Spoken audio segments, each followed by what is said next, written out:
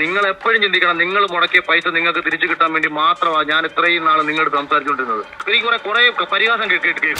ഒറ്റ വരിയിൽ ചോദിച്ചോട്ടെ, മുള്ളൻകുട്ടിൽ അഭിനയിച്ചിന് ഇപ്പൊ കുറ്റം തോന്നുന്നുണ്ടോ? ഇൻട്രോയിൽ തന്നെ ഊക്കാന്നല്ലേ. പലപ്പോഴും ഞങ്ങൾ തമ്മിലുള്ള സംസാരത്തിൽ ഞാൻ വളരെ മോശമായി സംസാരിക്കുകയും അണിയറ പ്രവർത്തകർ ഒരു പ്രധാനി എന്നെ ബ്ലോക്ക് വരച്ചു.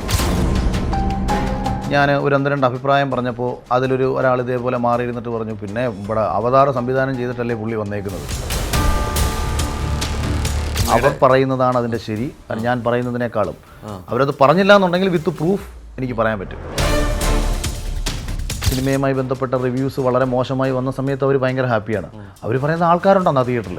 അശ്വന്ത് കോക്കിനെ ശക്തമായി തിരിച്ചു കൊണ്ടുവന്ന അഖിൽമാരാറിനെ നിങ്ങൾ സിനിമയുടെ റിവ്യൂ പറയണം. ആ സിനിമ സംവിധാനം ചെയ്തത് ഞാനല്ല, അത് പ്രൊഡ്യൂസ് ചെയ്തത് ഞാനല്ല, ഞാനതിൽ ത്രൂ ഔട്ട് അഭിനയിച്ചിട്ടില്ല. ഈ ലൊക്കേഷനിൽ ഞാൻ നിൽക്കുന്നതിൻ്റെ ഒരു സ്റ്റോറിയില്ല.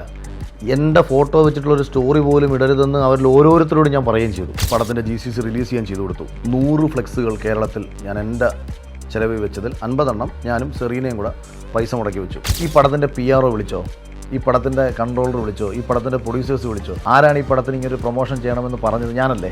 5 പൈസ കൊടുക്കാൻ ഇവർക്കില്ല. ഇവർക്ക് ഓൺലൈനിൽ പ്രൊമോട്ട് ചെയ്യാൻ വേണ്ടിയിട്ട് ഇവരുടെ കയ്യിൽ 1 രൂപ പോലും ഇല്ല.